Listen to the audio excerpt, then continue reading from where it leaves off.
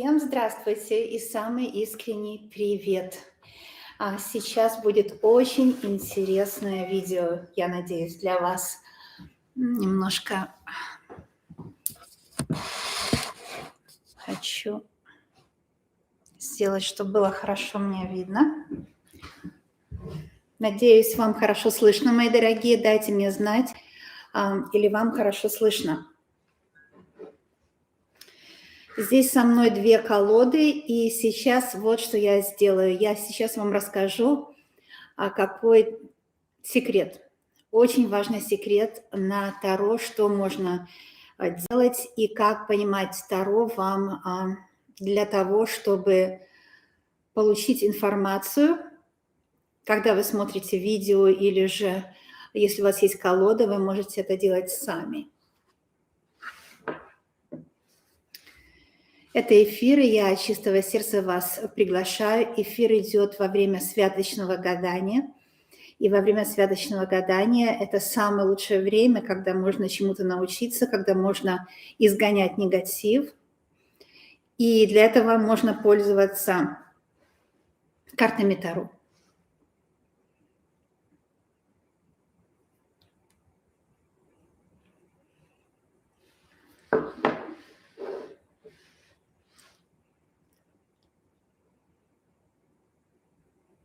Дорогие друзья, я от чистого сердца приглашаю вас ко мне в студию Ванкувер, Канада, чтобы узнать один большой секрет.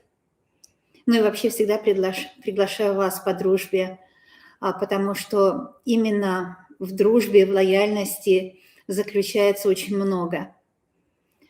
Но здесь, в этом сегменте моей работы на YouTube, я хочу представить вам один метод. Это авторский метод. Так что я автор этого метода. Здесь у нас есть Таро для наглядности. Я взяла две колоды абсолютно одинаковые. Это золотое Таро, вот эти карты.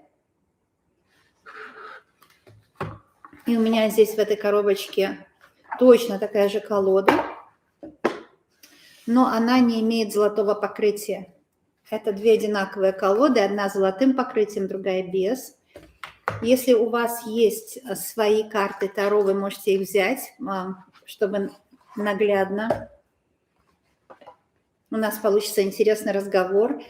На дне колоды была карта «Влюбленная», 6-й старший аркан. И вы можете взять свою колоду, как я сказала. Я сейчас выпустила премьеру. Ну, можно найти на моем канале в разделе «Видео». Нужно нажать на название канала, вы попадете в раздел «Видео». И можно найти любое видео, очень много интересных видео, конечно, для вас полезных. И можно найти мое видео, которое я выпустила относительно того, как определить негатив на картах Таро. И, конечно, это авторская моя работа. Кто не знает, я мастер по исцелению. А сейчас я вам просто расскажу методику мою, чтобы вы понимали, потому что когда ты делаешь предсказания, ты говоришь методику, конечно, но иногда ты занят предсказаниями, это не лекция никакая, правда, и поэтому я обязательно, если кто внимательно слушает, я обязательно методику объясняю. Но, тем не менее, я решила выйти в эфир, чтобы объяснить вам более детально, потому что, когда делаешь предсказания, это никакая не лекция. Но здесь тоже не лекция, это у нас с вами разговор по душам, конечно, да. Так вот, давайте к делу. Что такое карта Таро? В двух словах, да? Это инструмент, такой инструмент, который является как язык. Вот как наш язык с вами, русский язык, да?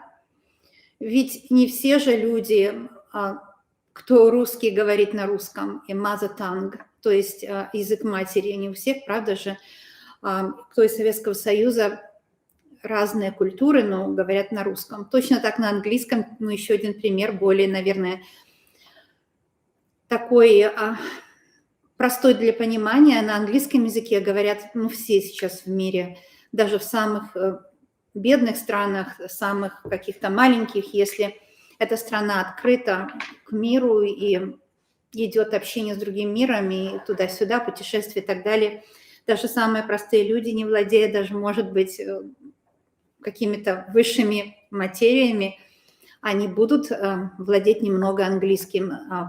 Это не моя выдумка, это не то, что я хочу, чтобы так было. Я бы, может быть, хотела, чтобы и русский был международным, но так пока еще нет. Вот. И я просто привожу пример, почему карты Таро – это вот как, например, английский язык во всем мире или как русский язык между людьми во всем мире, но русскоговорящими. Да? Это то, что нам дает возможность общаться. Любой язык не бывает идеальным, тем более сейчас, когда язык вообще не может отразить многого, даже такой великий язык, как русский, который может оттенками все выразить. Вообще каждый язык великий, нужно знать, правда? Каждый язык прекрасный. Вот это первое, что нужно понимать. Если мы хотим благополучия для себя, мы должны понимать, что другие люди точно такие, как мы. Вот. Так вот, нет идеального языка, и тем более сейчас в наше время мы понимаем, как язык отстал от человека, да, мы не можем им выразить именно современные эмоции. Мы можем выразить эмоции времена Пушкина, Чехова, но это уже будет прошлое время уже совершенно другое. Так вот, потому что это язык, потому что слова. А карты Таро – это тоже слова, но это другого типа слова. Поэтому карты Таро им более 10 тысяч лет, как и языку, кстати. Но это другого типа слова, это метафора, символы. И метафора, символы меняются со временем, это гибкая структура. То есть что было 200 лет назад, означало вот эта метафора, там солнце, луна, дерево, там речка. Теперь такая же метафора, но означает другое, что 10 тысяч лет назад было... Те же метафоры остались, потому что материальный мир, он совершенно не изменился, и человек совершенно не изменился чисто физически, но ментально, эмоционально все поменялось. И метафора такая же, но она стала означать другое. Поэтому карты Таро – это язык, который соединяет, вот меня с вами соединяет русский, да, мы можем понимать друг друга. Но карты Таро соединяют нас с высшим миром. Высший мир – это мир невидимый, это тонкий мир. И это метафора, это язык, но язык метафор, который соединяет нас с высшим миром. То есть меняется все, меняется человек. 21 века человек совершенно другой, современный. Но метафора, она та же самая в материальном мире, но понимание наше новое. Поэтому язык, вот эти 78 таких слов метафор здесь, они превосходят любой язык. Язык никогда не сможет, если мы не хотим его менять, никогда не сможет передать современные ощущения и по-современному дать людям общаться. Вот. А вот карты могут, потому что, опять же, это гибкая структура, и меня спрашивают, как может быть один расклад на всех? Ну, очень просто. Вы пришли в церковь, и священник любой деноминации, неважно, читает молитву одну для всех. Там, может быть, и сейчас и по интернету смотрит сотни тысяч людей, или какой-то большой священник, там, патриарх или же папа римский. Но там миллионы людей будут слушать, и миллионы людей будут понимать по-своему, понимаете? Или это Писание, которое читается с пюпитра, тоже будет то же самое Писание. Все понимают по-своему, все люди понимают по-своему, поэтому эта карта и мои слова вместе, каждый поймет по-своему.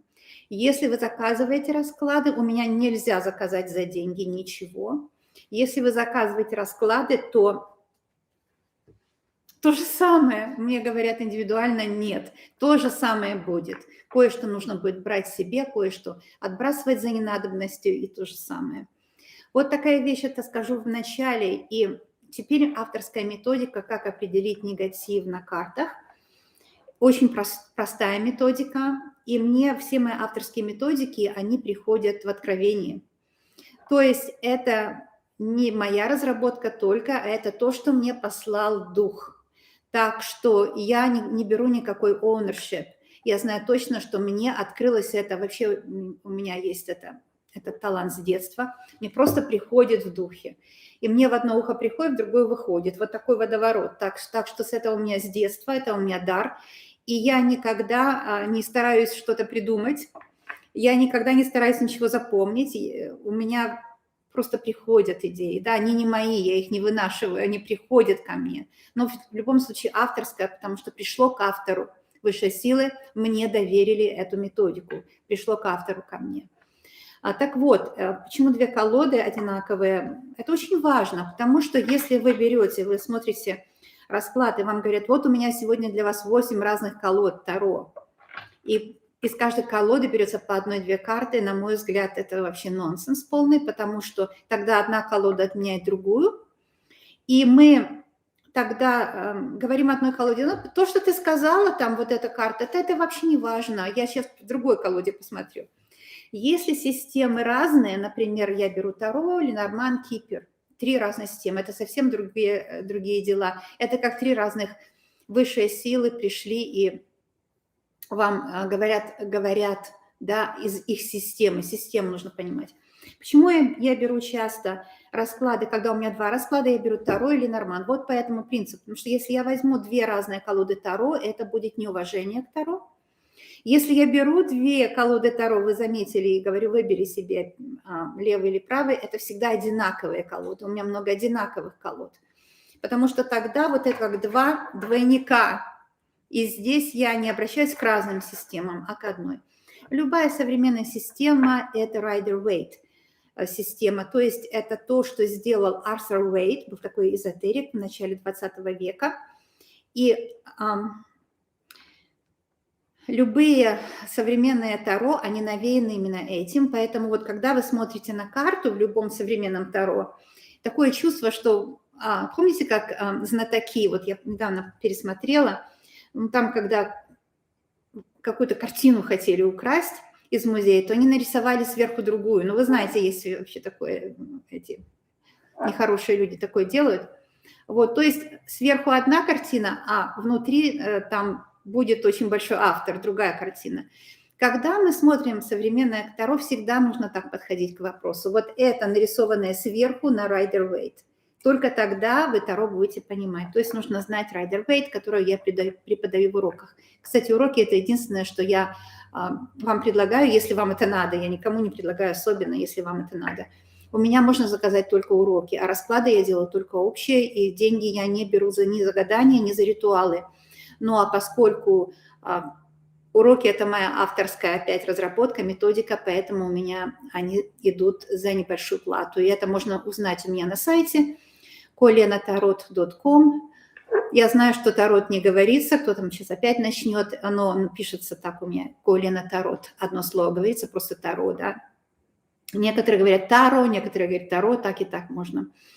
Итак, теперь к делу. Мне это откровение открылось, и я хотела бы, чтобы вы, если есть желание, воспользовались им, потому что это настоящая терапия.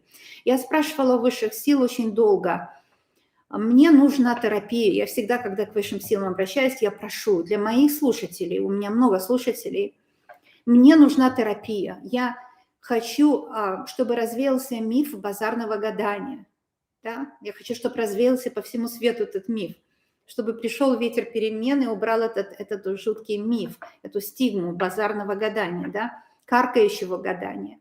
Я прошу всегда у высших сил, чтобы послали мне терапевтический метод для моих уважаемых слушателей. Так вот этот метод, он чисто терапевтический, и он может просто исцелить сразу, если вы чувствуете на себе негатив. Ну вот к делу, да. Вообще каждое слово, которое я говорю, всегда по делу. Ни одного слова не говорю случайно. Я человек практичный очень. Так что не думайте, что вот это как бы предисловие. В каждом этом слове предисловия есть очень много смысла. Тайного или не тайного, но смысла точно есть. Так вот, здесь есть старший аркан, их 21 старший аркан и есть младший аркан. 21 плюс нулевая карта вообще, да. Нулевая карта – это карта шут. Это карта свободного поиска себя, своей жизни. Шут проходит уроки каждого аркана и завершается цикл прохождения уроков 21 картой мира, потом Шут опять идет и новые уроки жизни принимает. Шут – это тот, кто спрашивает, вопрошающий, нулевая карта, то есть она нейтральная, если нет вопроса. Если появился человек, у которого есть вопрос к картам, сразу Шут приобретает оттенки этого человека и дает ему ответ. Да? То есть когда вы смотрите гадание, вы можете, даже если Шута нет на столе, представить себя вот этим. Шут – это, ну, так называется, это, опять же, старый язык. Вот вы видите, вот я вам пример привела, а он не отображает ничего, это старый язык. Вот. Но на этой карте всегда изображен человек, который свободен. Свободно идет по жизни, учит уроки жизни и не имеет никаких предрассудков, он открыт к тому, что перед ним. Вот это очень важно понимать, что именно когда мы открыты к тому, что перед нами, мы будем обязательно счастливы, обязательно. Но когда мы имеем предрассудок, например, человек считает, что раз он родился 15 числа, значит, он старший аркан дьявол, например, да? Ну, подумайте сами, как такое может быть? Дьявол – это лишь только один урок, который проходит Шут. И все, каждый проходит урок дьявола. Все люди на Земле имеют негативные и позитивные энергии. Все люди на Земле, даже Великий Христос об этом говорил, сейчас приведу пример, имеют негативные и позитивные энергии. Поэтому если вы думаете, что вы очень хороший человек, а вот этот очень плохой, такого не бывает. Да?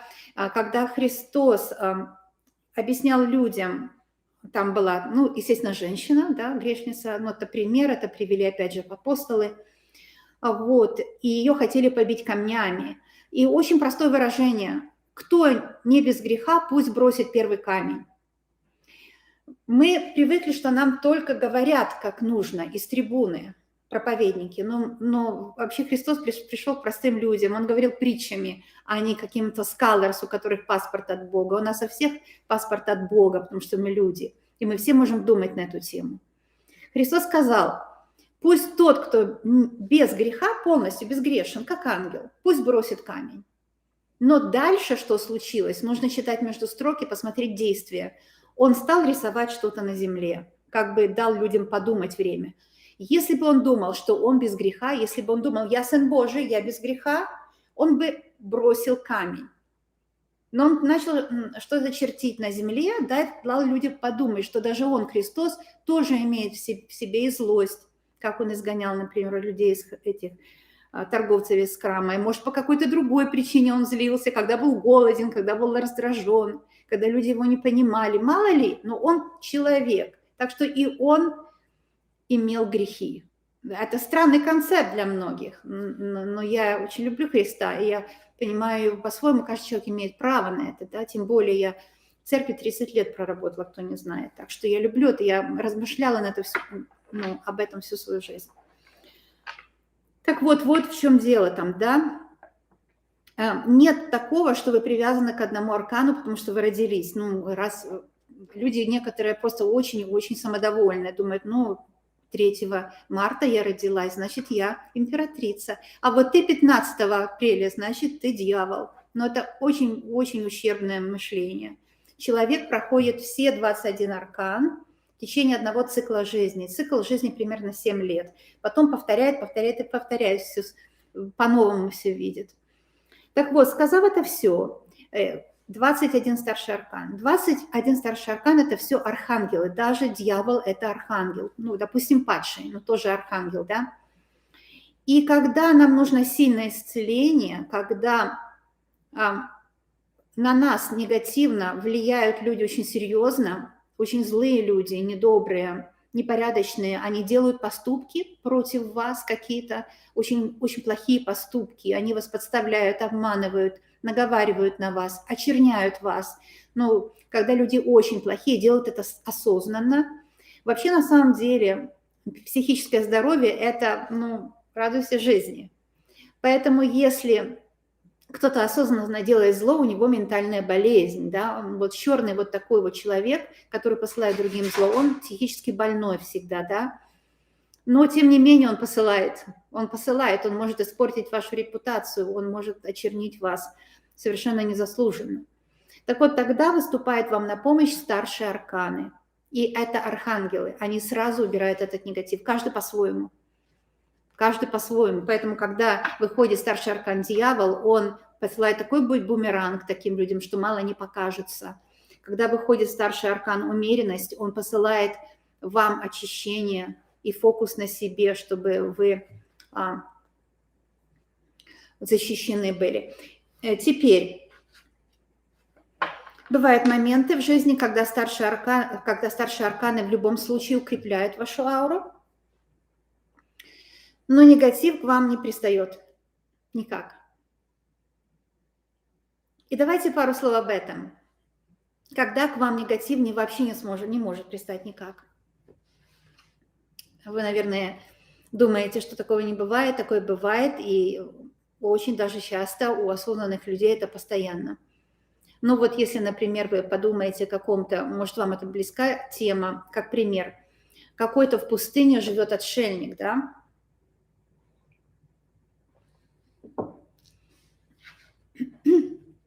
И этот отшельник, только прикоснуться к его одежде, люди исцеляются, он по вере их дано будет, конечно, но к нему негатив никак не может пристать. Почему? Потому что отшельник этот никогда не думает плохо. Как только он подумал плохо о людях или о чем-то, о погоде, он уже открыл путь к негативу. Так что да, бывает, что негатив никогда не пристанет тем, кто не думает плохо ни о себе, ни о других. И в этот момент, какие бы там гадости ни посылали, человек полностью под защитой. Вот. Так что вы можете взять колоду Таро, вы можете ее перетасовать. У меня две одинаковые. Я даже сделаю для вас сейчас предсказание. Вы спросите, вы хотите проверить, есть ли на вас негатив, слева будет расклад или это у вас справа. Ну, в общем-то, с этой стороны, где у меня чашка стоит. И там, где вот, кстати, стул, присаживайтесь. Я всегда к вам отношусь как к самым лучшим друзьям, которых я приглашаю в свой дом. Если с этой стороны, так вот эта колода, но это две одинаковые колоды. И я сейчас возьму карту, спрошу, есть ли на вас негатив. Это метод, который выявляет негатив и который сразу исцеляет. Одна карта выявляет, и та же самая карта исцеляет. Можно брать две разные, но я возьму одну. Это королева Пентаклей. И фигурная карта может указывать на вас, что человек очень щедрый, добрый, порядочный, да. Но пентаклевая масть тоже, она очень сильная защита, потому что это золотая масть, она защищает от негатива. Это не старший аркан. Если вы хотите спросить, есть ли на вас негатив, пентаклевая карта иногда показывает, что вам завидуют. На деньги, может быть. Да? Теперь я спрошу, какой ангел этот негатив исцелит, уберет из вас. То есть мы уже с вами прошли старший аркан. Младший я через минуту расскажу. Это младший аркан вышел, и сейчас мы будем рассказывать о нем. Вот такой ангел исцелит ваш негатив. Это пятерка меча. Я это все оставлю на минутку и сделаю такой же расклад вот с этой, с другой стороны. Те же самые карты, повторяюсь. Есть ли на вас негатив? Опять пентаклевая карта. Она говорит, что, скорее всего, кто-то завидует на деньги или что-то такое. И кто вам поможет, какой ангел поможет? Вот это старший аркан. Начнем отсюда, с этой колодами. А потом я объясню, как младшие арканы могут вам помочь.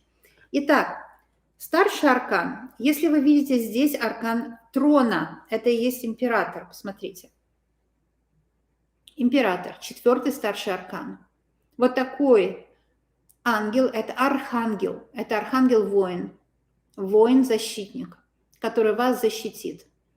Когда вступает на защиту архангел, значит, негатив был серьезный. То есть карта, она такая одна по себе говорит, да, на финансы что-то не то, кто-то долг не отдал, или кто-то вам что-то невыгодное продал, в общем, такое, да, обманул где-то в деньгах. А если мы идем вот так, мы сразу видим, что это крупный обман был, потому что старший аркан, архангел пришел на защиту. И есть понятие такое, что всю масть перекроет, вот архангел убрал этот негатив. То есть, вот смотрите, может, вам и продали что-то невыгодное, или обманули, или деньги у вас взяли, не вернули, но Император – это архангел, который говорит, у тебя будет намного больше денег. Намного больше денег. Вот так. То есть спасает, помогает, очищает вас от негатива. Вот, пожалуйста, 2 расклада для вас. А теперь мы перейдем к самому интересному. Мы перейдем к этому раскладу, и мы посмотрим здесь, что вообще вот эта карта означает ощущение от негатива. Карта вроде негативная. Но я сейчас не говорю значение карт, и каждая карта – это много значений. Но здесь стоит человек, который перестал воевать. На плече у него 2 меча, то есть, может быть, было 5 конфликтов. Но человек сказал, все, больше я воевать не хочу, это бесполезно, это правда, никому ничего не докажешь, у каждого человека своя правда. Если мы хотим, чтобы нашу правду слушали, мы должны признать, что у каждого человека своя правда, и для каждого человека его правда правильная, да? Но это закон эзотерики простой. И вот этот аркан – это эльф. Если карта женская, вот такая, это эльф-женщина. Если карта мужская, это эльф-мужчина, или же фея, можно сказать. Это, в общем, земные энергии. Эльф или фея женская, фея бывает тоже мужского рода. Феи – это земные ангелы. На Земле у нас есть добро и зло, как и в космосе, кстати, тоже, теперь мы это знаем. И поэтому земные ангелы, феи, эльфы, они могут иметь разные эмоции, как люди. Могут иметь эмоцию хорошую или раздражение, или даже злость, или даже зависть, или еще что-то. В общем, все эмоции, которые могут переживать люди, точно те же эмоции переживают и эльфы, и феи, земные ангелы. Все младшие арканы – это земные ангелы, что касается избавления от негатива. И вообще, что касается других вещей, часто тоже, потому что если мы понимаем карты как ангелы, мы понимаем, что они нам дают советы, они нам помогают, да? Это не каркающее базарное гадание, они нам помогают. Так вот, вот этот ангел, он раздражен, это земной ангел. Он раздражен не только тем, что случилось, но он раздражен тоже. Он видит всю картину. Если мы видим, что нам позавидовали на деньги или еще что-то, мы видим только «я права», а другую сторону не видел. Ангел же видит обе стороны, вас и другого человека. И он просто раздражен ситуацией, да? Поэтому это мечевая карта, это раздраженный ангел. Если бы ангел был пентаклевый, это ангел спокойный, в спокойном расположении духа. Если ангел будет как чаша, как любовь, то это ангел очень эмоционально заряжен. Если ангел жезловый, так этот ангел может очень много энергетически. Он энергетически в сильном состоянии творить дела. Он просто очень энергичный. Вот как вы кофе выпили, например, да, или там йогой занялись, и у вас энергия появилась и так далее. Теперь, когда мы спрашиваем, если на вас негатив, и мы видим пентаклевую карту, то да, и касательно материального мира, кто-то вам завидует материально или что-то взял, не вернул и так далее. Но теперь мы спрашиваем, какие ангелы вас защитят от этого негатива? Те же карты защитят. Вот здесь в этом методе те же карты работают. Это эльфы или же это феи. Можно сказать, это эльф, это фея. Это я так ощущаю, да? Почему вот этот эльф раздражен? Потому что он понимает, что война, она бесполезная. Это первое, что он понимает. И еще он раздражен по другой причине. Старшие арканы не могут раздражаться, потому что что-то в нас не так. Они выше всего этого. Младшие арканы – это земные ангелы. Они раздражаются, когда видят, что у нас что-то не так. И это показывает на тот негатив, который к вам мог пристать, потому что и тоже у вас есть это качество. Вы мне скажете, что нет, я никому не завидую, у меня нет таких качеств.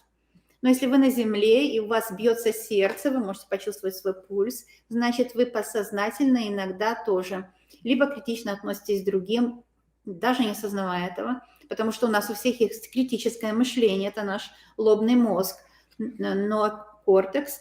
Поэтому мы можем и разозлиться, мы можем критически все оценивать, мы можем, да, можем завидовать кому-то. Такое бывает по незнанию, неосознанно. Но все дело в том, что карта королевы Пентакли говорит, что как только мы заметили, что я думаю, что у моего соседа трава зеленее, я говорю спасибо Всевышнему, что дал мне это увидеть, что я так думаю. Я сразу пресекаю это чувство и говорю, ну, я не знаю его обстоятельства. Может быть, он какой-то хирург заработал столько. И у него очень тяжелая работа. Понимаете? И в этот момент негатив не может прийти. Я говорю себя просто для примера. Вас тоже имею в виду, если вы позволите мне, если вы не будете упираться, что вы нет, никогда таких чувств не бывает.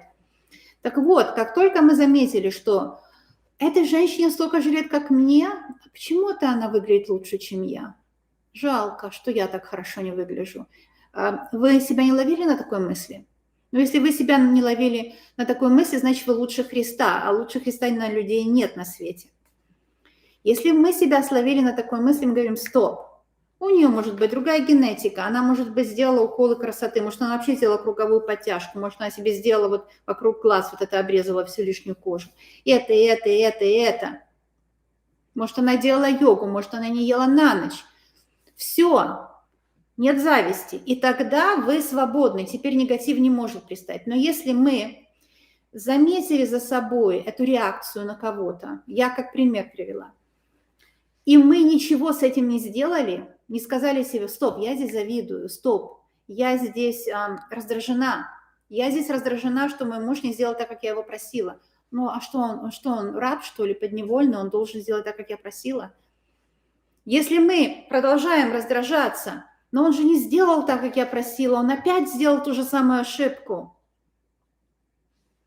Все, мы открыты негативу. Мы открыты негативу, и земные ангелы знают это, поэтому они раздражаются как люди.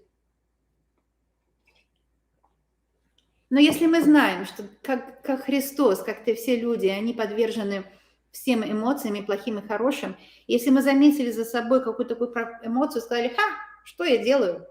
Это не нужно, это пустое все. Сразу аура закрылась, и вы под прикрытием. Вы как в домике, под прикрытием ангелов. Но если вы немножко раздражены и пошли покупать продукты, да, например, вам не нравится, что у вас вес прибавился, 4 паунда. Это такой средний вес, кстати, который прибавляется, ну, паунд это как полкило примерно. Вес прибавляется после праздников у многих. Примерно столько. У кого 2, у кого 4, у кого ничего, если вы молодец. И вы пошли покупать продукты, и вы думаете, так, опять, ну что же мне покупать? Вот сыр, ну от него поправишься, вот булочка, от нее поправишься. Вы раздражены. И вы не заметили в себе, сказать, стоп, я не хочу раздражаться, слава богу, что есть сыр. Хочу, куплю, хочу, нет, я не буду раздражаться. Раз вы в домике, и опять аура чистая. Но если вы продолжаете раздражаться, и кто-то вас рукавом задел в магазине, кто хотел сделать переклад на вас, негативную энергию, это к вам пристанет 100 пудов. И тогда вот эти земные ангелы показывают такой негатив. Вы понимаете, да? То есть старшие арканы, я сейчас подытожу, показывают негатив, который от нас не зависит. Это работа черных магов, очень больных людей, серьезная работа, наговора. Вы никогда никому не сделали плохого. Вот это архангелы тогда помогают. Это может быть человек, который просто вам очень завидует. Вот вы публичная личность. Вы этого человека даже не знаете, в лицо не видели никогда. А он делает blackmail, он о вас говорит гадости. Или она. Тогда вступает архангел. Вы здесь ничего плохого не сделали.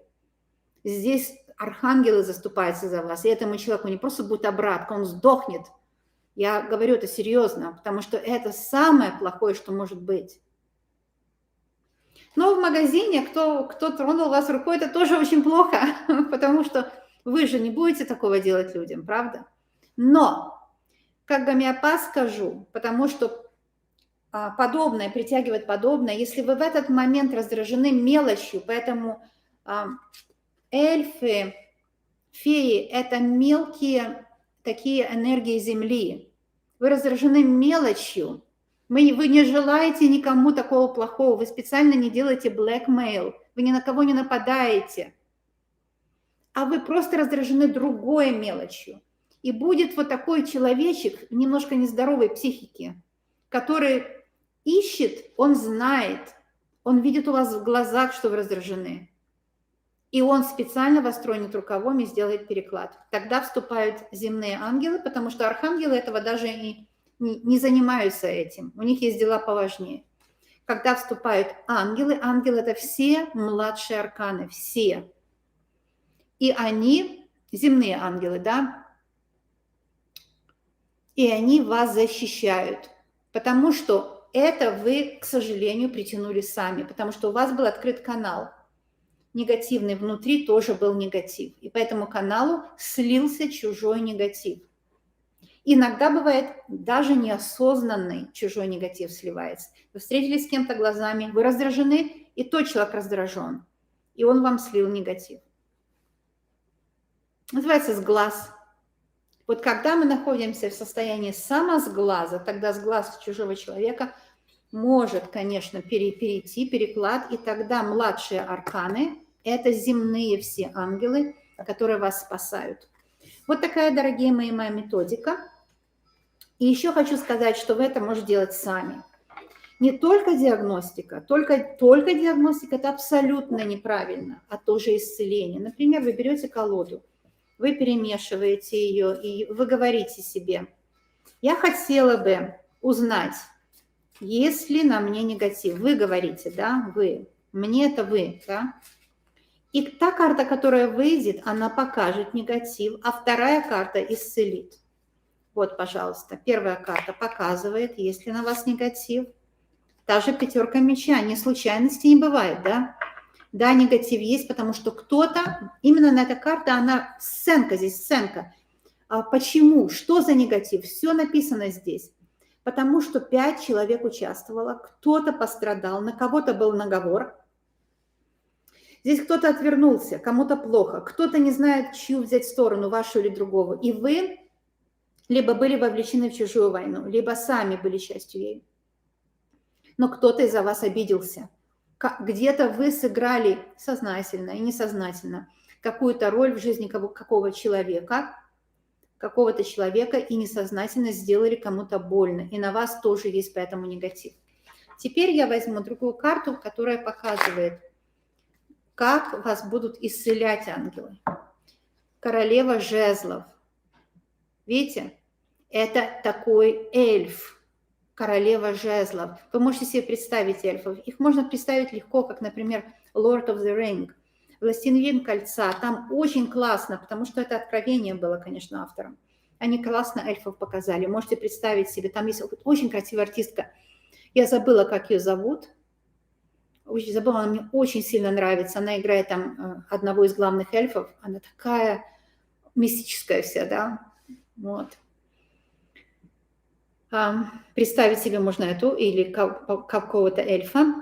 И вот этот именно ангел, земной ангел, вас защищает. И вот тогда негатив весь уходит. Вот это и есть очищение. Это и есть то, что вам нужно делать. И это уже никакое не базарное гадание. Понимаете, да? Вот такой ангел, значит, вас очищает. Повторюсь, что младший аркан – это земные ангелы, которые вас очищают, а старшие арканы – это ангелы небесные, то есть архангелы.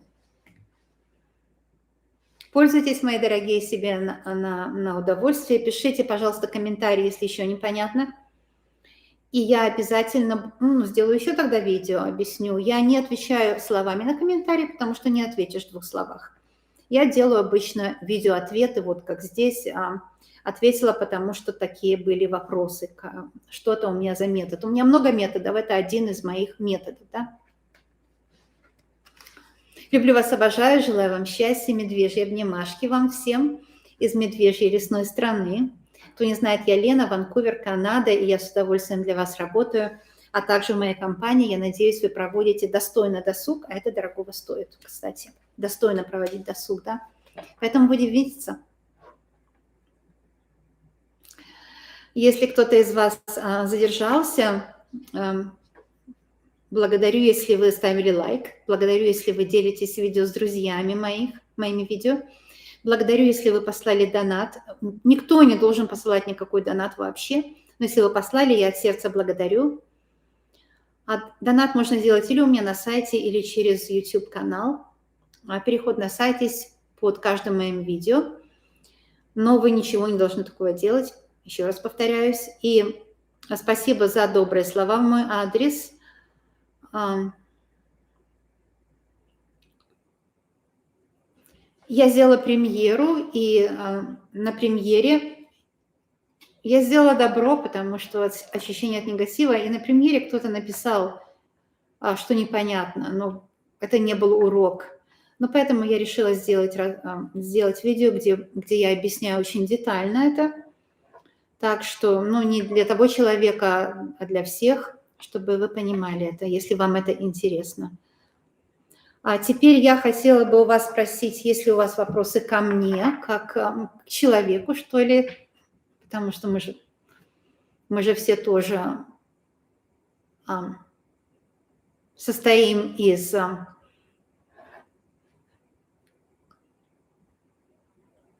из чисто других дружеских, что ли, параметров. Поэтому, если вам что-то интересно, пожалуйста, пишите это. Я отвечу на ваши вопросы в 2 словах.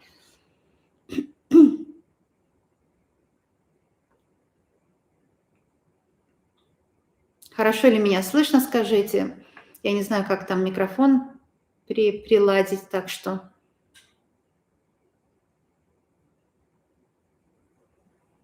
Надо ли делить колоду на старшее и младшее? Ну, смотрите, именно для этого исцеления, конечно, нет, потому что вы хотите сделать диагностику. Здесь нельзя делить, конечно. Вы не знаете, какой на вас негатив, да? Вы хотите сделать диагностику, а потом взять карту на исцеление.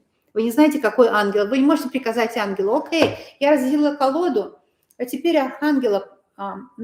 так нельзя. Здесь всю колоду нужно использовать.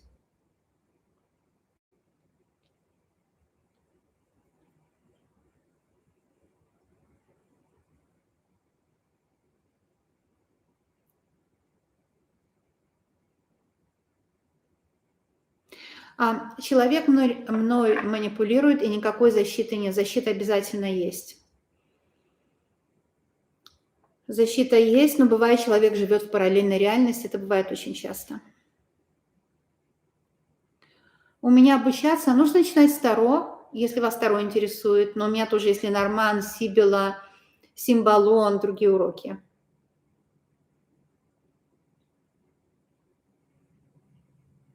Гранд-табло я говорю, что я буду делать, когда я буду видеть востребованность, потому что я делаю гранд-табло для себя сама, а сделать на камеру, на большую аудиторию и давать такой запрос на высшим силам – это сумасшедшая энергетическая работа. И если я вижу, что вы хотите такой расклад, пожалуйста, всеми моими раскладами поделитесь с друзьями, потому что если я вижу, что расклад не востребован, я, конечно, сделаю его просто сама, с собой.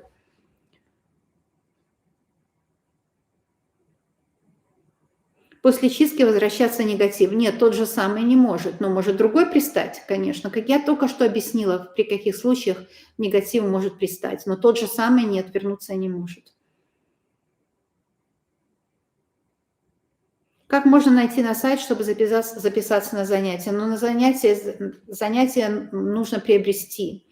Нужно зайти, во-первых, на канал, нажать на название канала, About о канале, там будет переход, под каждым видео переход на мой сайт есть. Я объяснила, почему я взяла 2 колоды. Вы, наверное, не были в начале, пожалуйста, посмотрите сначала. Это 2 одинаковые колоды, можно брать одинаковые. Это 2 абсолютно одинаковые колоды. Как вам объяснить это, как вам это рассказать? Как вам это рассказать? Ну, я, по-моему, уже показывала вам. Например, вот королева. Вот королева Пентаклей, да, это две одинаковые колоды. Разные колоды на одной расклад, разные колоды Таро. И я брать крайне не рекомендую, это глубоко непрофессионально. Но можно брать разные системы, как Таро или Норман. Когда вы делаете один расклад, нужно брать одинаковые колоды Таро. Но я не буду, наверное, сейчас это делать. Вы и так понимаете, что это одна и та же колода. Вот, ну, вот эта карта вышла. Королева меча, видите? Одинаковые карты? Ну, скажите. Одинаковые, правда? Все одинаковое. Только одна немножко золотом покрыта, другая нет. Все одинаковое.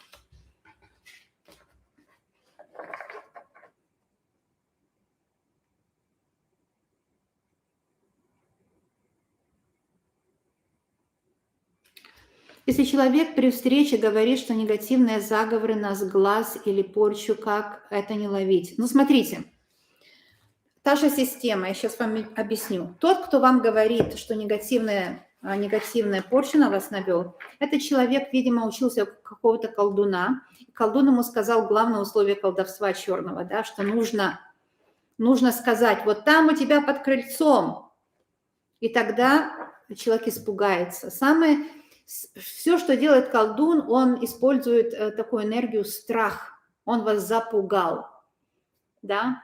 Если вы не боитесь, если вы попросите архангела или даже ваших ангелов вас охранять, если вы не злитесь на этого человека, хоть он и заслуживает злости, и злость в себе нужно просто отследить. Вы, конечно, будете злиться. Нельзя сказать, что я не злюсь, если я злюсь.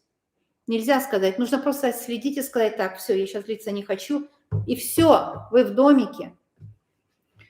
Этот колдун просто хочет вас запугать. Там, кстати, скорее всего, никакой порчи серьезной нет. Он просто пугает вас.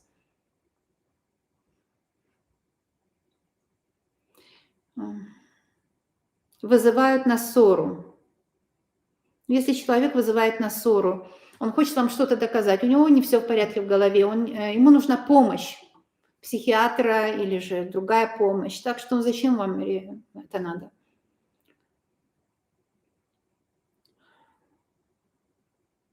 Разница в значениях карт. Смотрите, значение карт – это самый страшный скэм, который может быть.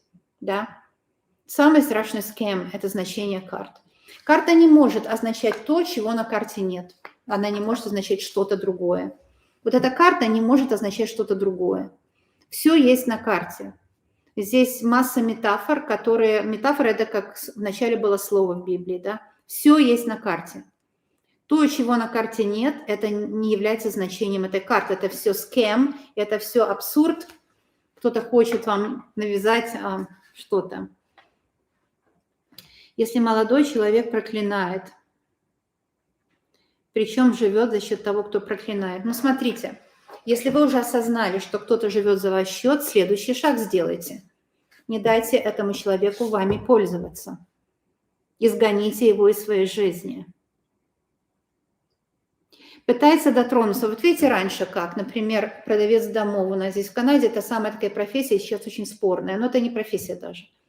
Если у вас это, ну, как бы все правильно и без обмана, я считаю, что вы молодец. Но в Канаде это бред сумасшедший, что сейчас делать с этим делом. И они будут вас трогать рукой, они будут вам заглядывать в глаза постоянно, потому что они хотят вас обмануть.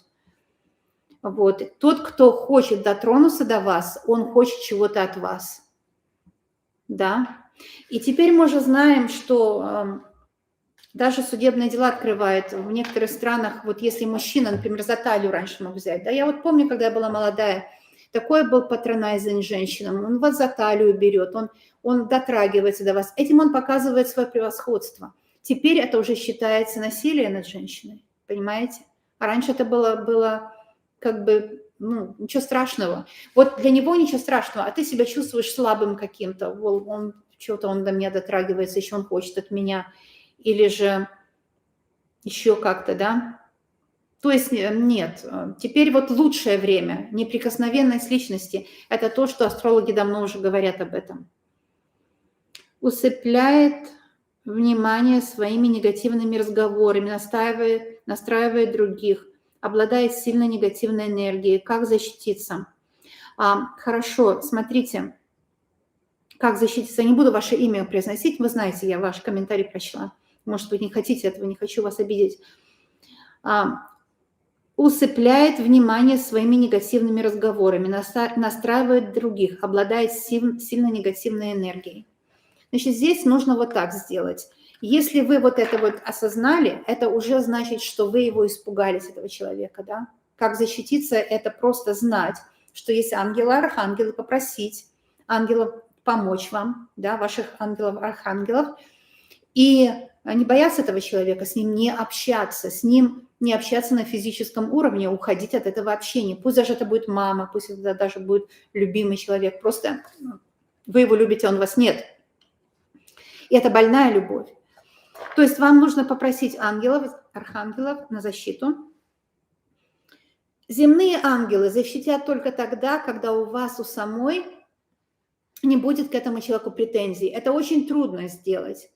Но понимаете, вот я сейчас скажу очень важную вещь, чтобы вы поняли. Когда у нас есть претензия к другим, она правильная, все честно, но у нас есть претензия к другим, мы как будто хотим, чтобы тот другой человек сделал по-другому, чтобы он исправил свой грех, исправил свою ошибку. Он никогда этого не сделает. Он только имеет шнур, по которому сливает вам негатив. Нужно себе сказать, что так, да, вот смотри, сейчас этот человек есть, который посылает негатив. Я беру ответственность за этот негатив, он уже вошел в вас, то есть это уже ваше. Понимаете, когда негатив в вас вошел, он соединился с вашим собственным негативом. Поскольку вы на Земле, у вас есть собственный негатив. И уже получилась такая каша-малаша. Теперь вам нужно первое сделать, это попросить ангелов, чтобы зашли на минутку, потому что ангелы тоже не имеют права входить в нашу ауру. И ликвидировали этот негатив, который чужой, замешанный с вашим. Ликвидировали, а потом сказать, у меня претензий вот к этому человеку нет. И тогда он не может сливать дальше негатив. Нет претензий. Я не хочу, чтобы он понял и осознал. И больше с ним дела не иметь. Это трудно, но только так. Это сложная работа, избавиться от негатива. В общем, вы поняли, да?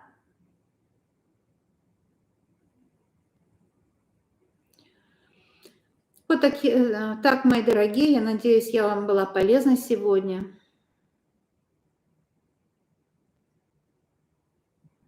Та же слушательница спрашивает, на игральных картах можно ли посмотреть на негатив? О, да, у меня есть, я хочу опубликовать уроки бесплатные по игральным картам. Следите, будет на святках такие уроки. Да, там можно определить, но избавиться от негатива лучше использовать Таро. Потому что игральные карты тоже избавят, но это только будут земные ангелы, только феи или эльфы. Понимаете, потому что в игральных картах нет старших арканов. Там архангелы, туда не входят архангелы.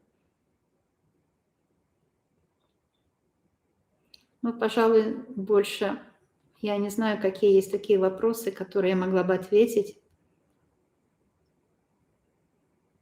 Как помочь человеку почиститься? Вот этот очень частый вопрос задается. Никак.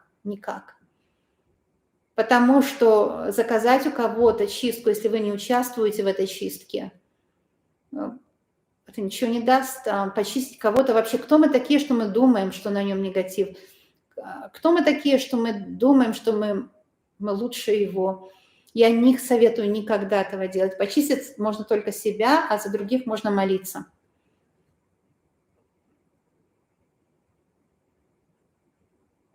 Ой, ну лечение внутреннего ребенка, у меня есть много чисток. Заходите на мой канал «Чистка и защита». Переход на канал есть под каждым видео, или же на главной странице этого канала есть переходы, и там есть много видео на исцеление внутреннего ребенка.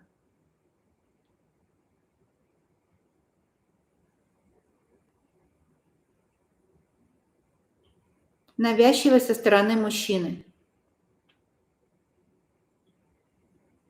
Я вот не понимаю этого. Вот смотрите, допустим, вы кому-то нравитесь, но человек вам не нравится, да?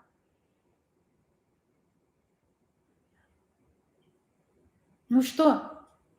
Ну, он может навязываться. Ну, вы можете поговорить, сказать человеку правду, что вы не интересуетесь им как мужчиной.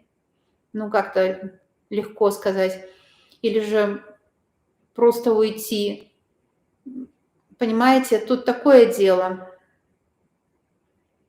Это очень все просто делается.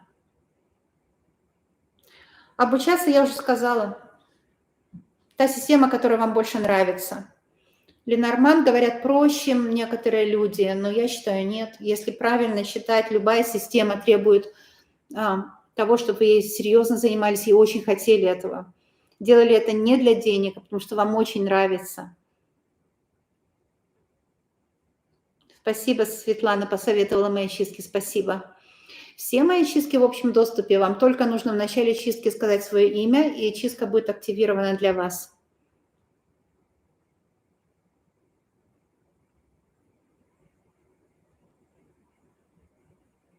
Но смотрите, вы зайдите и найдете там чистку с Марсом в разделе видео.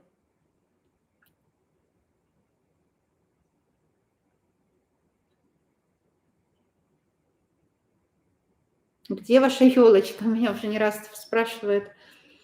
Почему такой вопрос, во-первых, да? Если это вопрос просто так, без колкости, бывают с колкостью вопросы.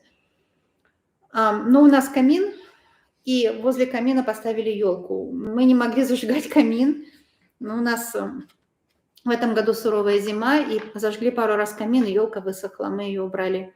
У меня обычно елка стоит по старому календарю Рождество, но это как что ли, дань традиции. Но в этом году нет.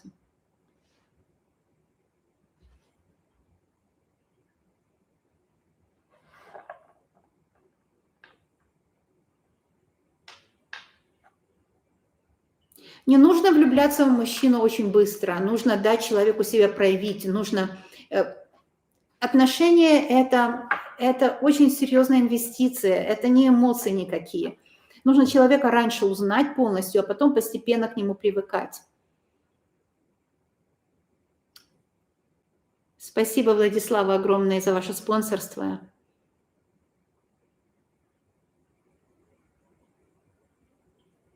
Вороны. Но, понимаете, да, птицы могут, конечно, пересылать. Птицы – это не предки. Они могут послания делать. Птицы – это вообще посредники между видимым и невидимым миром. Они могут посылать послания предкам, но это не сами предки.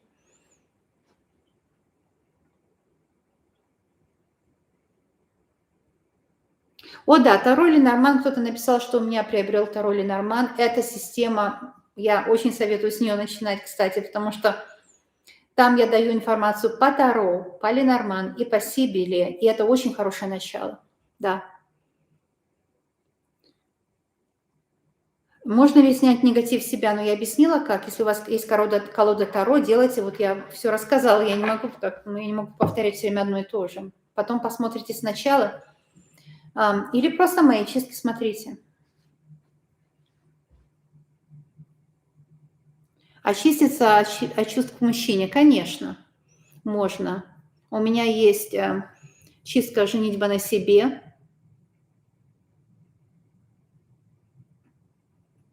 Очиститься от чувств мужчине, мужчина женат. Опять же, произошла влюбленность перед тем, что вы узнали, что он женат, может быть. Или же мужчина в двойных отношениях. То есть зачем он это делает? Вот у меня вопрос.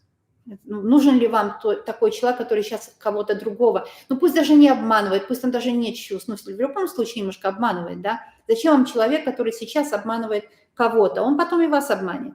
Зачем вам такой человек? Посмотреть семья. Некоторые карты обрезанные. У меня обрезанный ободок в некоторых картах, потому что он не нужен. Если ободок не нужен, я это чувствую, я карты обрезаю. Ободок, не сами карты. Сами карты никогда не трогаю, ободок бывает лишний. То есть бывает, колоду делают, а вот это белое пространство, оно лишнее, оно с картой ничего общего не имеет. И у меня маленькие руки. Ну как маленькие, они, наверное, соответствуют моему телу, но они не сильно большие. Бывают длинные пальцы, но у меня вот короткие. Поэтому мне неудобно, если колода очень большая.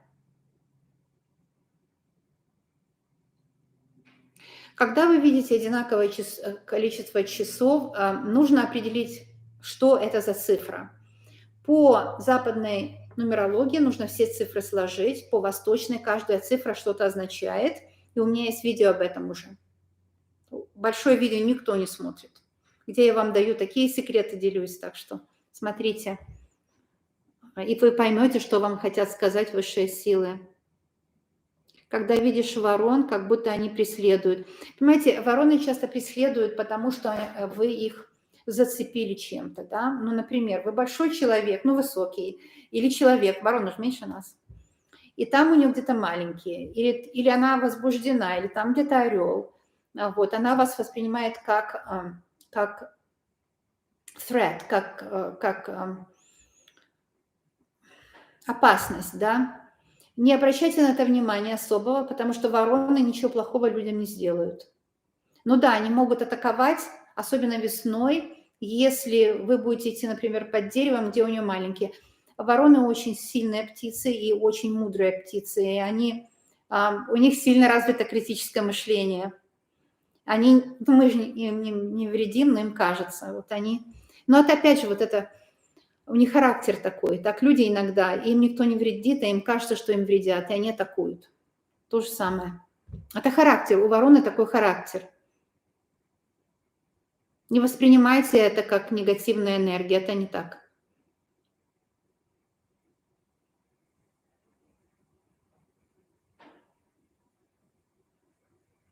Смотрите, ну вот видели же, женщина во сне сказала, сейчас через 2 дня, там, через неделю встретишь свою судьбу, да. Это говорит о том, что, во-первых, может предок говорить с вами и может вас предупредить, но вы понимаете по-своему. Когда говорит с нами предок во сне, это не только предок, это тоже мы. Предок хочет сказать, смотри осторожно, например, это слова предка, а вы восприняли, ой, это твоя судьба, да? То есть вы точно не знаете, что сказал предок. Вы догадываетесь. Поэтому, когда вы встречаете через 2 дня человека, вы ищете его, у вас такой взгляд, потому что вы готовы к этому. И может какой-то альфонс пристать, может пристать тот человек, который не ваш. Я в любом случае никогда не советую влюбляться в человека и думать, вот это моя судьба, перед тем, как вы его не узнаете, да. Может, наоборот, предки предупредили, что смотри, кто-то захочет внедриться в тебя. Вот, так что слова мы всегда понимаем по-своему, но предки лучше всего, когда на картах, потому что это метафора. А когда словами, иногда это и не предок говорит.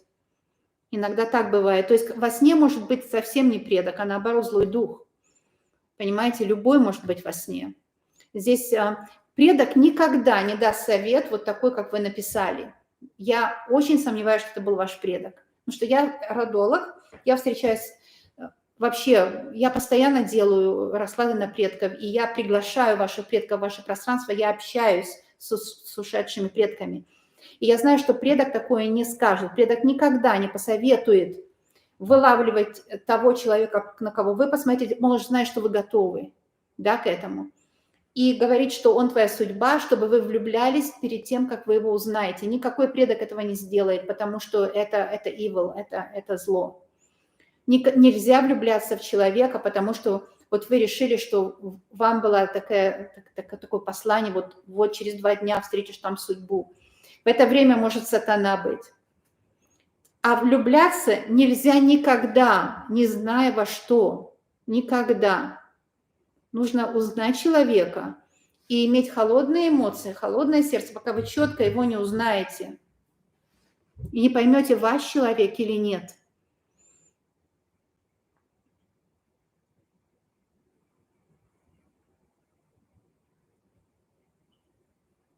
Ну, может быть, это ваша ситуация. Я вас поздравляю, но я просто предупреждаю других людей, да?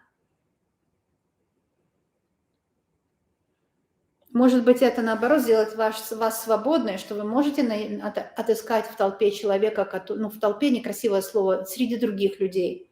Вот видите, какой у нас старый язык, он не всегда...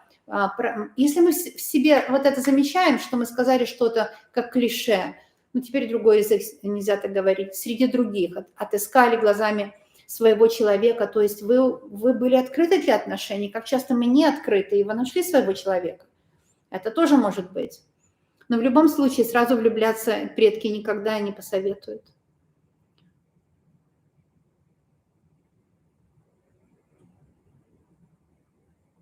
Новый спонсор, поздравляю, Фаина, новый спонсор.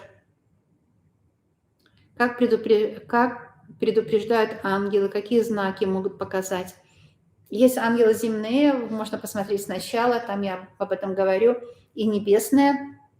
Знаки могут ангелы показывать разные перышки. Понимаете, можно сказать, что это знаки.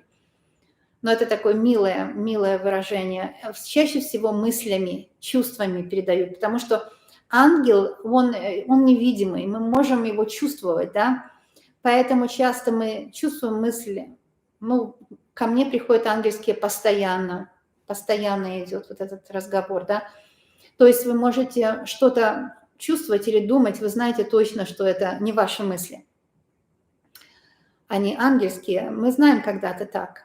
Они, да, могут мыслями и чувствами говорить с нами.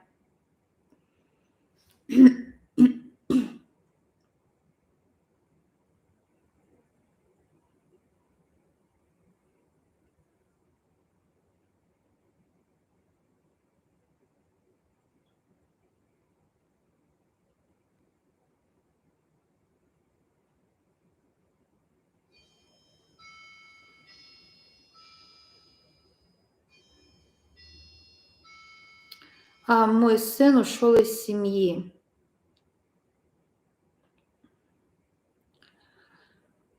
Ну, смотрите, сын взрослый, у него своя семья, а вам не нужно беспокоиться об этом. Значит, был у него повод для этого. Дайте им, будьте уверены, что сын поступает правильно. Хоть и вот дети у него там и так далее, будьте уверены, что он сделает так, как нужно.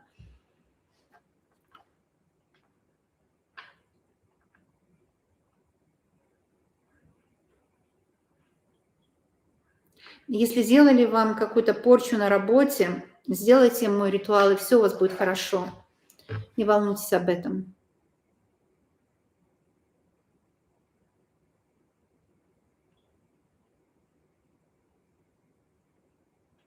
Нет, это не Дева Мария вам приснилась, нет. Это просто темные силы, вам нужно сделать ритуал.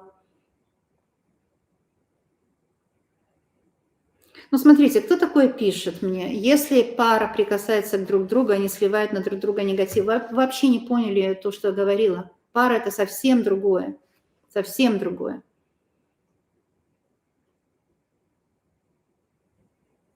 Остался ли на вас венец безбрачия? Если кто-то чувствует на себе венец безбрачия, я сейчас посмотрю, есть ли на вас венец безбрачия.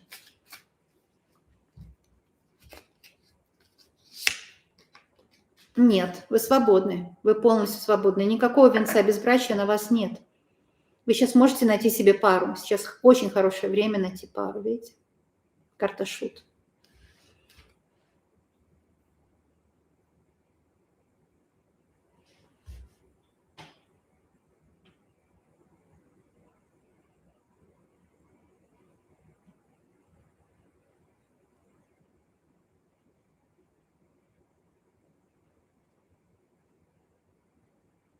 Если вы с картами не работаете, вам духи карты не могут появиться. Это тоже злой дух, наверное.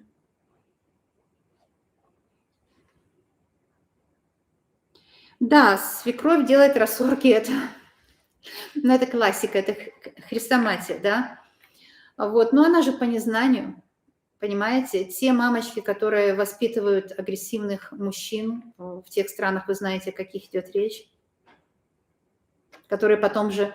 Это все архетипично, потом эти мужчины, это вообще бред полный. Но неосознанная мамочка, ей нужно что-то нужно ей сказать, боже мой, ну, внутри себя, вслух нельзя, что жалко ее, что она живет не своей жизнью. Она злая, она грубая, она нехорошо делает. Да? Это страшный грех. Говорить взрослому сыну, с кем и как ему жить, это страшный грех, это ужасно. Ну, как грех, это некрасиво тоже очень. Очень некрасиво. Но все мамочки этим грешат, все до единой. В меньшей или большей степени, пока они не щелкнут что-то внутри, не скажут, так, стоп, так нельзя жить. Почему я не живу своей жизнью, в чем там дело, да? То есть вы, как человек осознанный, просто не должны вообще никак реагировать и не говорить ему, сыну вашему, ее сыну, вашему партнеру, что она плохая, не права, вообще не трогать эту тему. Вы ничего не сделаете там, да? Вообще ничего не сделаете, пока она сама не осознает. Вот это то, что я говорю, что нельзя сделать кому-то, очистить кого-то. Человек должен сам захотеть очиститься, так как нельзя помочь человеку пьющему не пить. Вы знаете, что нельзя, даже если, ну, я не знаю, как вы будете стараться.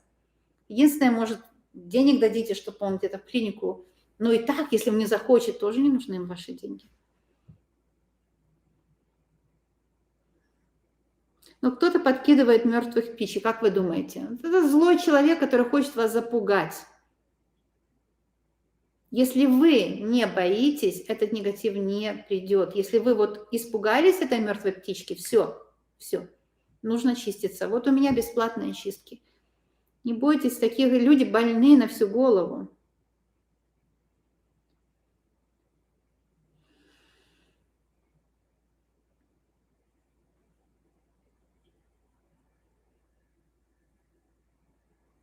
Понимаете, вот смотрите, предки вам могут помочь через карты, потому что это язык образов, язык метафора, я уже говорила об этом в начале, могут помочь вам вот такими советами, да.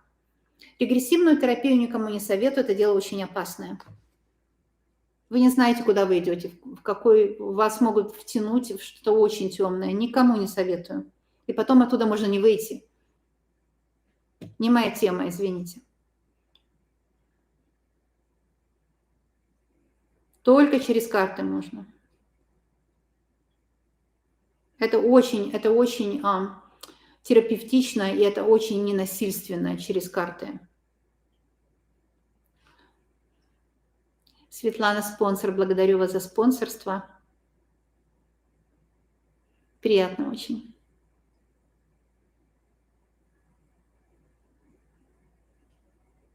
Для обучения только одну колоду нужно, Rider Waite колода, я уже ее показывала не раз. Она самая дешевая, стоит очень мало. Но что это за психолог? Это точно не лицензированный психолог, который предлагает такую терапию вам. Вообще психолог, вообще психология – это вообще ерунда, это новое, оно не помогает. Кто-то думает, что на Западе все ходят к психологам. Кто может себе позволить $400 в час к психологу идти? О чем вы говорите? Это все бесполезно. Нет, на Западе никто не ходит к психологу, ни у кого нет таких денег.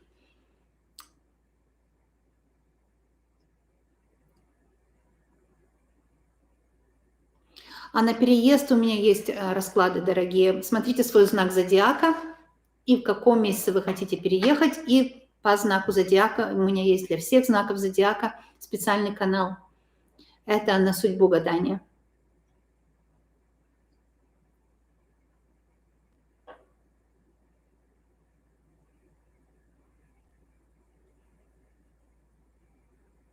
Ну, вы просто встречали не своих людей. Если вначале все хорошо, потом отношения расстраиваются, просто не ваш человек. Хочу купить чистку и не выходит. Что нужно нажимать? Насчет купить чистку. Чистки у меня купить нельзя. Я им их дарю всем. У меня только можно купить доступ без монетизации. Потому что чистки – это авторская работа, и, естественно, на всех каналах есть монетизация. Понимаете, да? Но можно купить доступ к чисткам без монетизации. Это стоит абсолютно очень дешево, или же вообще все чистки можно купить. То есть я новые туда добавляю без оплаты. Оплата одноразовая. Вы только платите за вход без монетизации. Я те же самые очистки публикую в секретном карманчике канала, где только для тех, кто оплатил без монетизации. Вот это все. А сами чистки я не продаю. Если вы спонсор канала, вы тоже можете купить чистку, у вас есть возможность оплатить. Нужно зайти на мой канал, ну, опять же, не чистку, а доступ без монетизации. Рекомендую вам просто один раз заплатить, и вы получите там 300 чисток, и еще новые входят. Один раз только платите, я вам высылаю ссылку, и эта ссылка живая, в нее новые чистки приходят. Но на мой сайт нужно зайти, kolenatarot.com.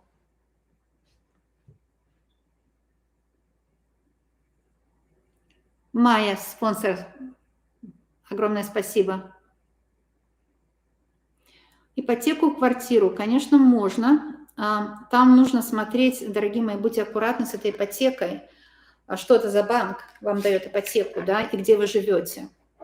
Это очень важно знать. И где квартира. Не покупайте квартиру, например, в маленьком городе. Часто в странах, в маленьких городах это плохая инвестиция. Да, вы купите квартиру. Все будет хорошо. У меня есть доступ, я плачу каждый месяц. Нет, это другое. Если вы платите каждый месяц, это просто спонсорство, вы спонсор. А в чистке у меня нет такого, чтобы на каждый месяц платить, нет.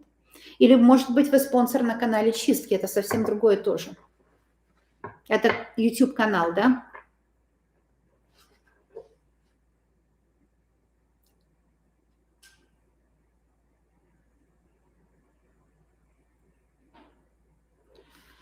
Понимаете, когда нам 20 лет, когда мы еще не знаем себе, не знаем цену жизни, не то что цену себе, так тоже нельзя, цену жизни. Мы, может быть, влюбились, и гормоны, и мы хотели бы, чтобы этот человек на нас женился. Но с возрастом мы понимаем, что если человек не женится, не наш человек. И не нужно об этом жалеть. Смотрите, если он ушел, зачем, чтобы он к вам вернулся? Он способен уйти, даже ничего не сказать. Он недостоин вас. Не то, что вас недостоин, он вообще не умеет себя вести. Если человек не умеет себя вести, с ним не может быть хорошей жизни.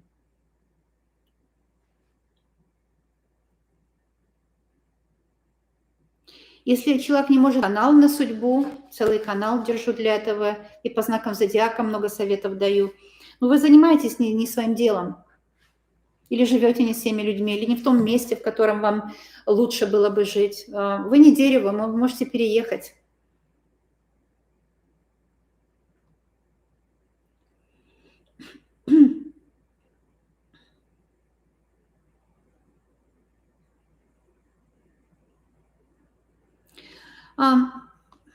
Мне было приятно с вами пообщаться.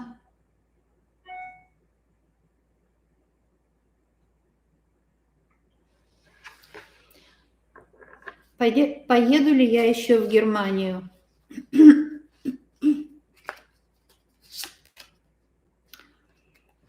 Это карта Луна, это карта судьбы. Вы в Германию можете поехать, это вполне случится, но это не будет просто.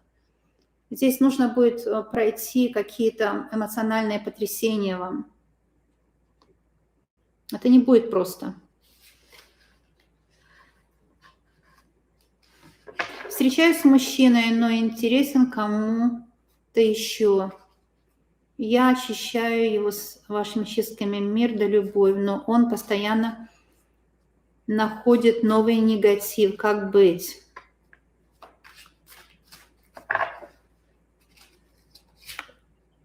Мужчина незрелый. Он незрелый, он виляет, он не может определиться, он будет вам нервы портить, он несерьезно настроен, он красуется, он любуется собой, он хочет для себя выгоды, ну, может, не обязательно материальные, но найдите другого человека себе по этой карте. Будет неплохо. Будет неплохо для вас подумать о другом человеке.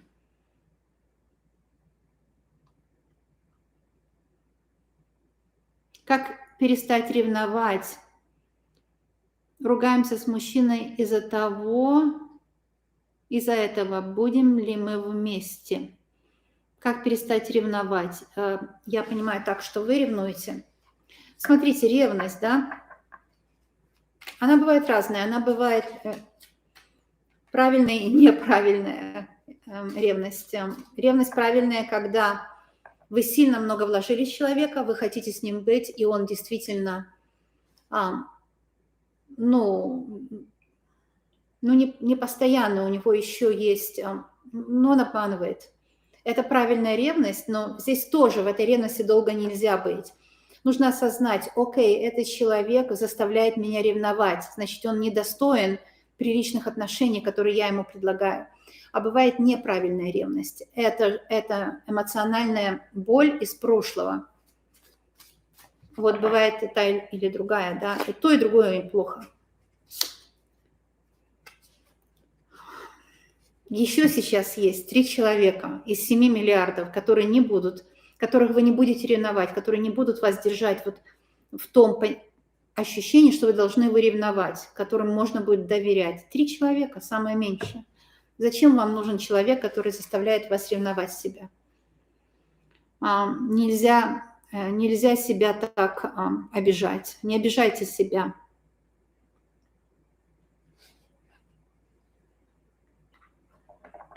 Я выкуплю 2/3 дома там, где частичка моего сына. Выкуплю 2/3 дома там, где частичка сына. Ну, смотрите, а сын взрослый, так что не нужно для него жить, не нужно ему ни в чем помогать, не нужно. Но это будет борьба. Это какой-то судебный процесс. Это ни к чему не приведет, это какая-то борьба идет. Я не вижу, что это вам нужно. Вам не нужно это делать, так карты сказали.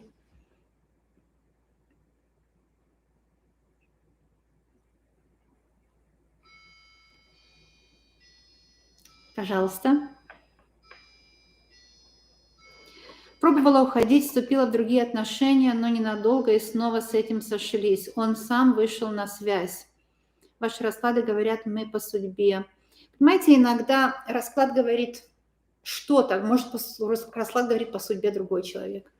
Но смотрите, он сам вышел на связь, пробовала уходить, вступила в другие отношения. Нам не нужно думать, что вот мы идем по улице в жизни, и вот наша улица, это маленький город, представим себе, в этом маленьком городе нам нужны туфли.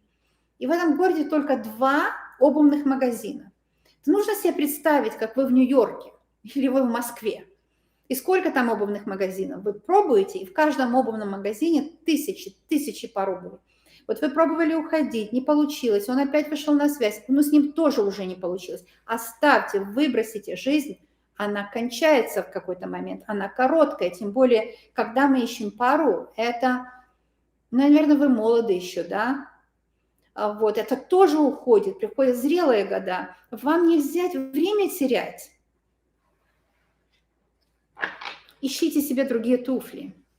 Я вам от души советую это. Искать себе другие туфли, которые вам подойдут. Если не подойдет пара, все, не подходит, где-то здесь жмет, здесь неаккуратно, здесь большой каблук, здесь плохой цвет, все, еще другие туфли. Не то, что это плохие туфли, они вам не подходят лично. Это да.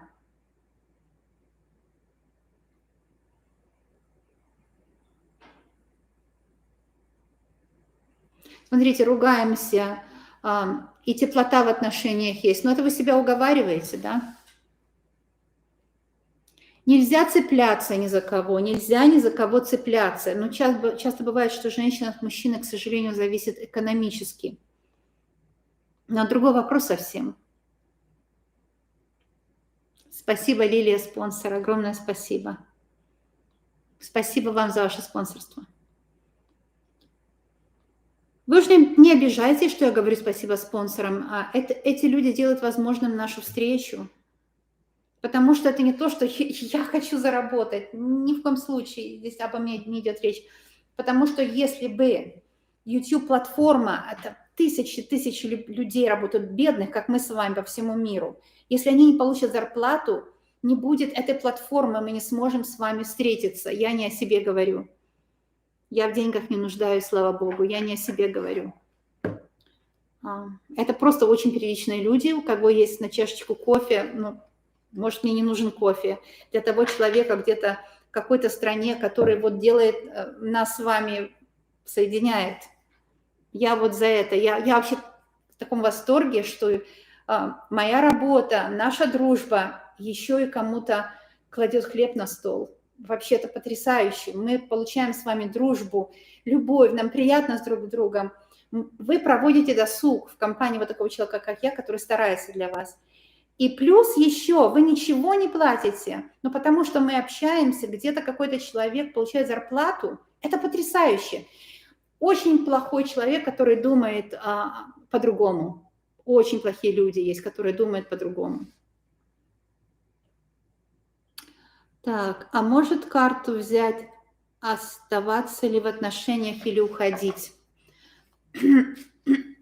Конечно, могу.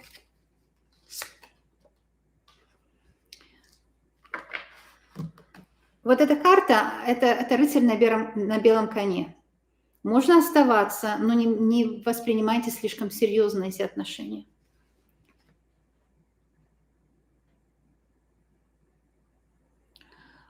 Лилия, приобрести обучение можно Таро. Я советую Таро. У меня есть отдельно старшие арканы, младшие арканы. Возьмите старшие арканы. Если есть возможность, купите все курсы, они там, по-моему, намного дешевле. Да, Таро, потому что там эзотерика в картах. Там очень важно. Я даю систему, как понимать вообще карты. Вы любую систему у меня приобретете, Таро или Норман, вы поймете саму суть. Она очень простая, эта суть, но вместе с тем сложная. Как работать с картами, с любой системой. А система, метод работы, он одинаковый для всех карт.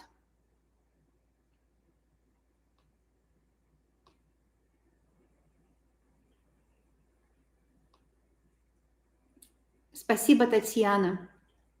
Новый спонсор, большое спасибо. Это не то, что я здесь выпрашиваю спонсорство, просто люди подписываются, я здесь ни при чем, так что не обижайтесь.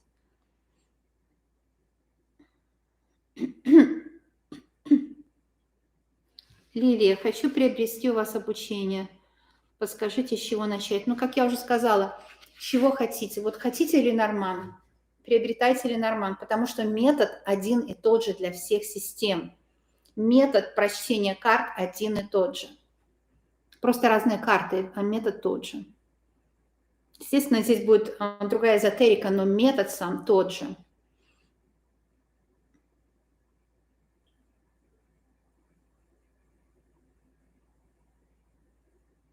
Здесь шла речь в этом видео в начале о том, как определить порчу, сглаз, проклятие.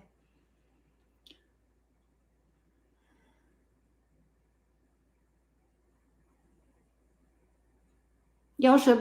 Кто спрашивает про вот негативное воздействие, посмотрите сначала, вы все поймете. Мне кажется, я уже начала прилично уставать, поэтому я буду заканчивать.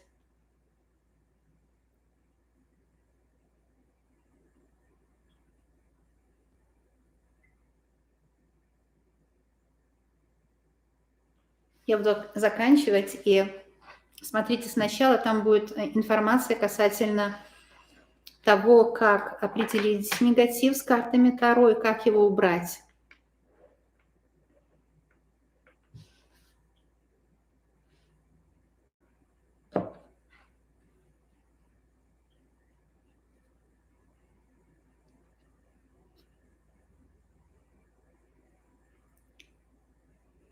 Виктория, спасибо. Спасибо вам большое. Спасибо огромное все друзья, кто поставил лайк. Спасибо огромное, кто поделился моим видео. Это важно, потому что тогда наше сообщество будет крепнуть. И если мы хотим другому что-то дать, ему просто нужно дать то, что нам тоже не стоит ничего, то есть послать видео. Это лучше, потому что иногда мы покупаем то, что людям не нужно. Вот по этой причине. Так что делитесь моими видео с друзьями. Еще раз благодарю Светлана за спонсорство. Спасибо. Вообще вы спонсор уже давно, 7 месяцев. Огромное спасибо вам.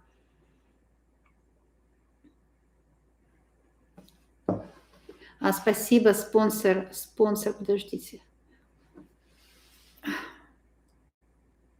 Галина, спонсор, спасибо. И Джувиса, я надеюсь, я правильно сказала. Итак, я еще вот посмотрю, останемся ли мы вместе или разойдемся.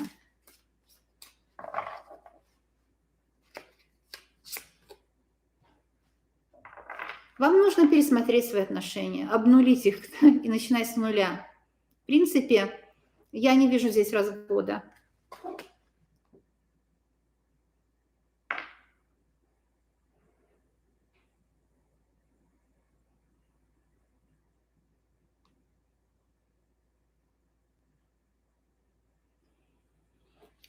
Вот, приходите еще. Я была счастлива с вами побыть. Я надеюсь, и вам было со мной не скучно.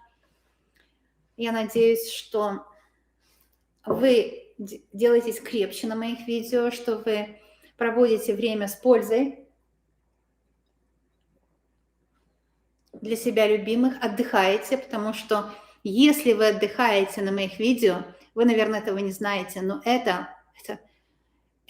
за огромные деньги не купишь. Потому что отдых – это все. Отдохнувший мозг, он все делает правильно. Отдохнуть сейчас правильно очень тяжело.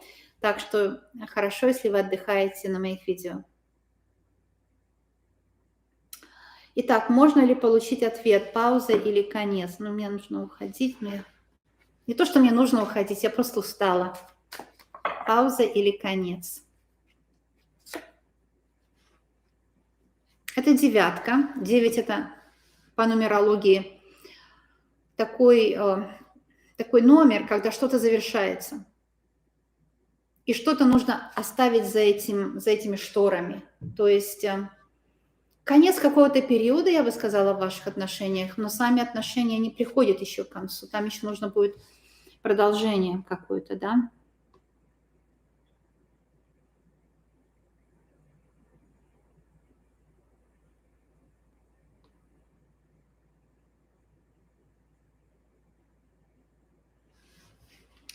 Я люблю всех моих слушателей, всех моих дорогих друзей, кто приходит, кто ставит лайк, кто что-то пишет, кто комментирует.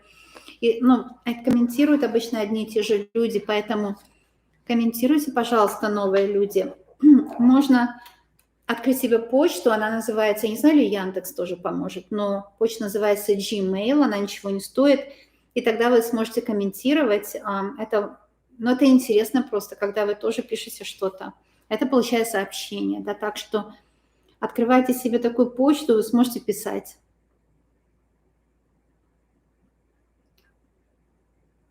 Желаю вам счастья. Давайте я возьму по одной карте из каждой колоды для всех, кто зашел. Как разрешится ваш вопрос? Потому что было много вопросов, я, конечно, не успеваю всем отвечать, это понятно, да? А поэтому сейчас вот золотое или синее, но это то же самое Таро, с этой стороны или с этой, и будет так, да или нет, хорошо? Вот задайте свой вопрос мысленно или вслух, и вот со стороны чашки моей, да или нет, как разрешится ваш вопрос, положительно или негативно, хорошо?